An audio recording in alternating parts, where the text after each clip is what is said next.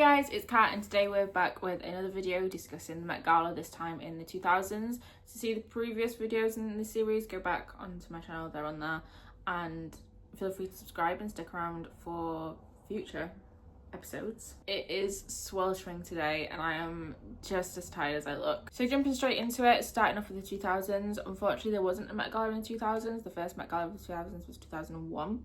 So to set the scene of 2001, we had the release of the Harry Potter franchise, we had the release of the iPod and iTunes as well. And the first Met Gala was on April the 23rd, and the theme was Jacqueline Kennedy, the White House Years. I'm probably going to be reading from my notes. The co-chairs were Anna Wintour, Christina and Lindsay Owen-Jones, Annette and Oscar de la Renta, and Carolina Herrera, with honorary chair members Caroline Kennedy and Edwin A. Schlossberg, and the sponsor this year was L'Oreal. So in case you haven't watched my previous videos, UAL have this great resource called Exhibit in Fashion, where you can go on see different exhibitions from different years. Sometimes they have a few images, sometimes they don't, sometimes they have a little blurb, sometimes they don't. So I have got the blurbs just to kind of describe what the actual exhibitions were like. So from UAL, this exhibition celebrates Jacqueline Kennedy with an unprecedented special presentation of her iconic fashions, some 80 original costumes and accessories from the collection of the John F. Kennedy Library and Museum in Boston are on view, featuring clothing worn by Jacqueline Kennedy on the campaign trail during the inaugural festivities at the White House itself and on state visits around the world. Highlights include the fawn colour and celebrated pillbox hat worn for the inaugural ceremonies on the steps of the Capitol, the regal ivory satin gown worn to the pre-inaugural gala, the red dress worn for the televised tour of the White House, and a large group of formal evening clothes worn at the White House for state dinners, political, entertaining and cultural events. Documents and objects associated with Mrs. Kennedy's work on the White House restoration and historic preservation and the arts are exhibited along with the clothes that she wore at corresponding events. Some of the guests that we saw this year included Renee Zellweger wearing vintage Oleg Cassini. She had this gorgeous ivory strapless mini dress with bow detailing. Demi Moore wore Tom Brown, a khaki dress with velvet draping and a leg slit. Diana Ross in a gold corseted dress. Jessica Simpson wearing a asymmetrical mermaid kind of vibe Emmanuel Ungaro dress. Nikki Hilton wearing a black and gold unstructured mini dress, and there was also an interview I found from her stating that so I believe she was wearing vintage clothing that she'd found in her mum's wardrobe. So the quote I found from her says, "Within an hour she's calling me panicking. She has the entire Waldorf Astoria security team looking at the cameras. Apparently this necklace that I had borrowed is extremely valuable and she thought it was stolen." We also had Naomi Campbell and Iman wearing Dolce & Gabbana, referencing Madonna. 2002, unfortunately another year without a gala, which brings us to 2003. So 2003, great year for film. We had Finding Nemo and The Pirates of the Caribbean. A great year for music. We had the release of Crazy in Love by Beyonce, which marks the start of her solo career. And April 28th, 2003, we had the Met Gala, which was themed Goddess, the classical mode, with UAL stating, "History, whether manifested as embracing revival or smug repudiation, is especially evident in fashion. Although components of Hellenic attire have appeared throughout the Western fashion's 600-year history, it's only from the 1790s to the 1810s that classicized forms were embraced as the prevailing mode. For most of the period that followed, classical motifs and allusions were essentially superficial. Not until the first decade of the 20th century, with the movement to an uncorseted body, did a classical sensibility return to fashion with any pronounced significance." So guests this gala included Kate Hudson and Stella McCartney, wearing kind of Greek goddess style drapey white dress with knot detailing, and then Stella was wearing a very kind of structured corseted burgundy dress. We had Iman wearing a dress that I absolutely loved the structure and the neckline on. It seems to be bias cut white satin dress with a shawl. We had Alicia Keys wearing a white tuxedo. Heidi Klum with Valentino wearing a blue and gold draped sequin dress. 2004, another great year for film. We had Mean Girls and The Incredibles, and the release of Toxic by Britney Spears. And April the 26th, 2004, we had Dangerous Liaisons, Fashion and Furniture in the 18th Century, with UAL stating, "This exhibition focuses on dress and its aesthetic interplay with art, furniture and the broad decorative arts between 1750 and 1789. Presented in the dramatic setting of the Reitman Galleries and the museums, the museum's French period rooms, the exhibition explores the dress bodies, spatial negotiations of the 18th century interior as a choreography and of seduction and erotic play. The coquettish polonaise dress with its hem raised to reveal the ankle is juxtaposed with a side table that transforms into a dressing table through mechanisms similar to the gown's hidden ties. The arch of the foot, introduced by shoes with Louis-style heel, is seen with the scrolling legs of tables and chairs from the period, shod in ormolu sabots, lavish banians, and the undress of the 18th century rakes and fans and accessories that could be wielded with both decorous and flirtatious intent, are presented as the favoured modes of beguilement of the 18th century man about town and his femme du monde counterpart." So the co-chair, again, we had Anna Wintour, Renee Zellweger, businessman Lawrence Stroll, businessman Silas Chow, and businessman Edgar Bronfman Jr. And honorary chair members, banker Jacob Rothschild and philanthropist Jane Reitzman, with the sponsor being Asprey Healthcare.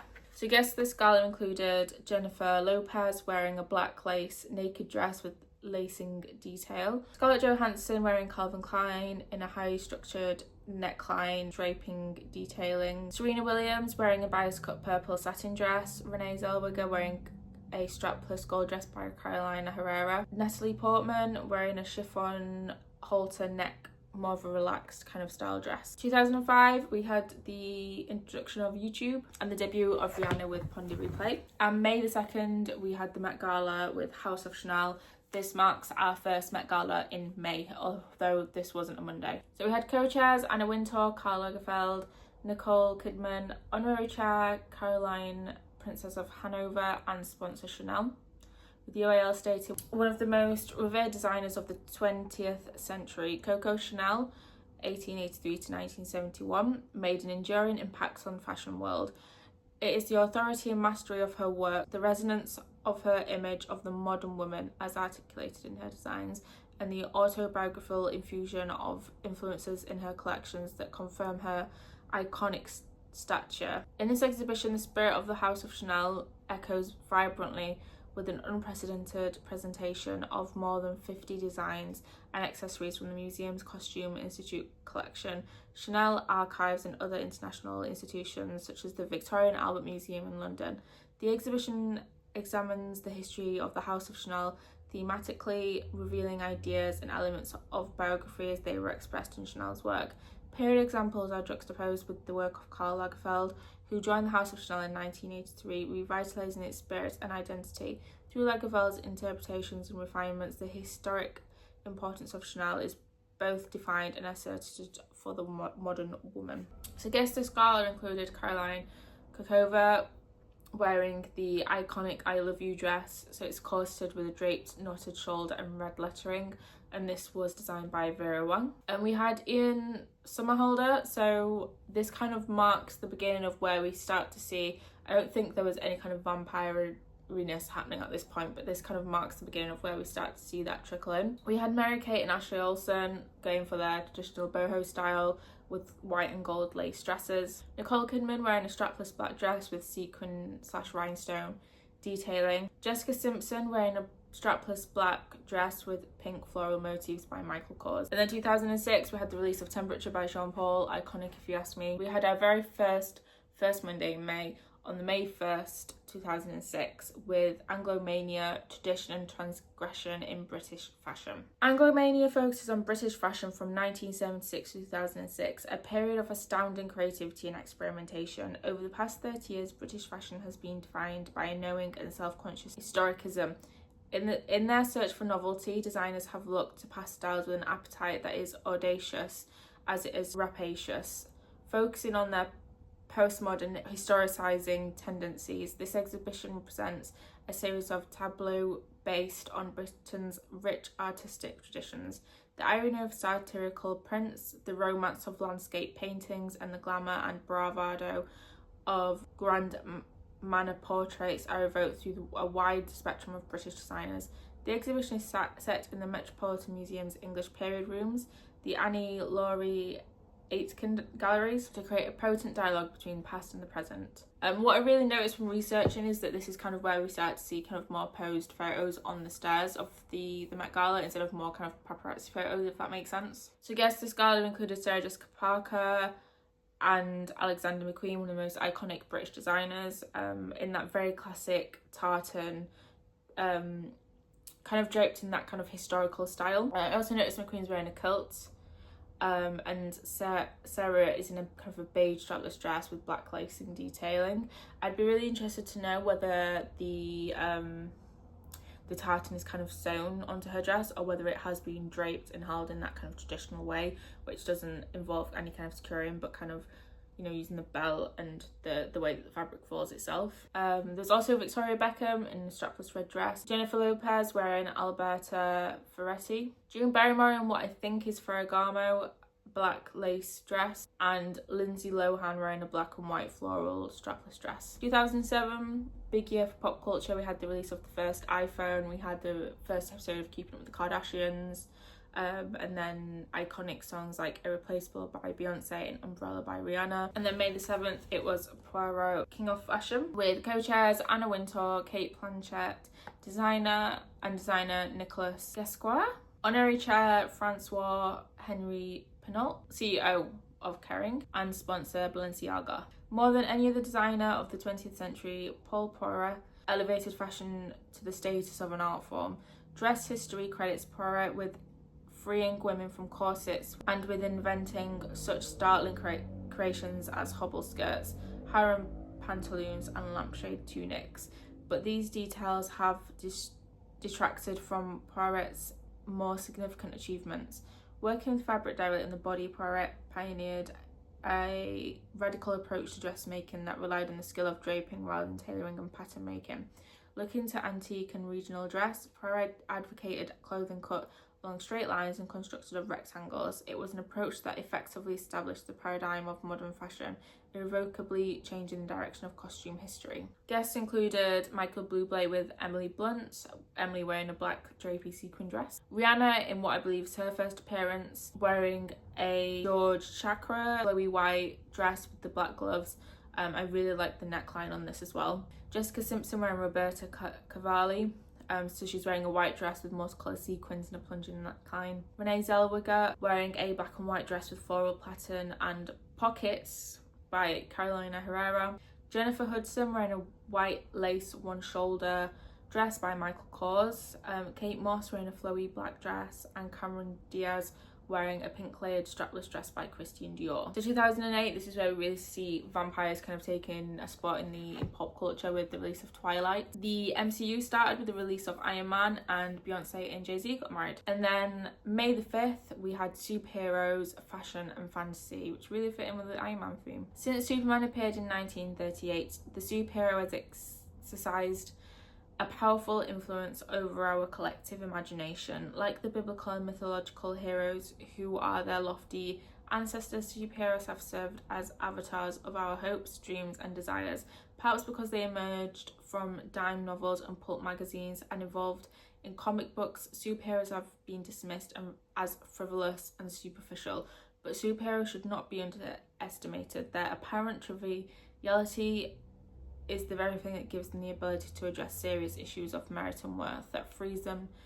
to respond to and comment upon shifting attitude toward self and society, toward identity and ideology. So guests this gala include Beyonce in what I believe is her first Met Gala appearance, wearing a strapless light pink dress with ruffle detailing by Armani Privé. Taylor Swift, again I believe this was her first Met Gala appearance, wearing a gold lace Badgley Mishka dress. Blake Lively, so we're very much kind of coming into Gossip Girl years here, wearing a black strapless dress with feather detailing by Gucci. David and Victoria Beckham. I really liked her dress, kind of having the lapels and that kind of almost suitish looking, that tailored top half with a tulle skirt. And in 2009, everyone was picking a side. Were you team Edward? Were you team Jacob? And the very famous Kanye West and Taylor Swift VMAs situation happened, and the release of Party in the USA.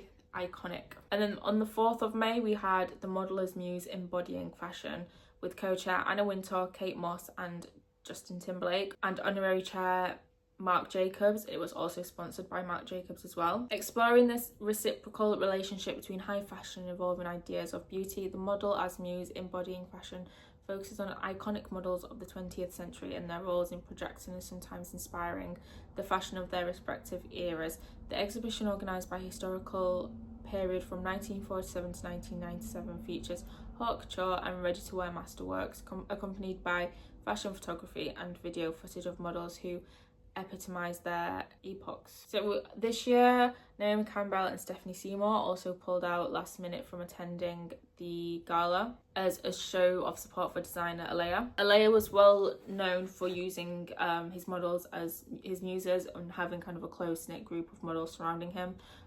So when it was discovered that none of Alea's work had been chosen to be shown in this exhibition, it was a little bit of a scandal and they pulled out in support of them. So guests this gala included Penn Badgley and Blake Lively again, with Blake wearing a blue chiffon kind of flowy dress by Versace, Rihanna in this kind of satin suit with leg of mutton sleeves, Anne Hathaway wearing a draped purple mini dress, Victoria Beckham wearing a little mini dress with polka dots with a train on the back, Renee Zellweger wearing kind of a really earthy dress is how I would describe it, by Carolina Herrera, and Katy Perry wearing a royal blue dress with metallic detailing. And that brings us to the end of the 2000s. So as I said, all my details will be below. Follow me online on Instagram, the Clock app, all that good stuff, and subscribe, stick around for the next video, which will be kind of exploring the 2010s. I hope to see you there.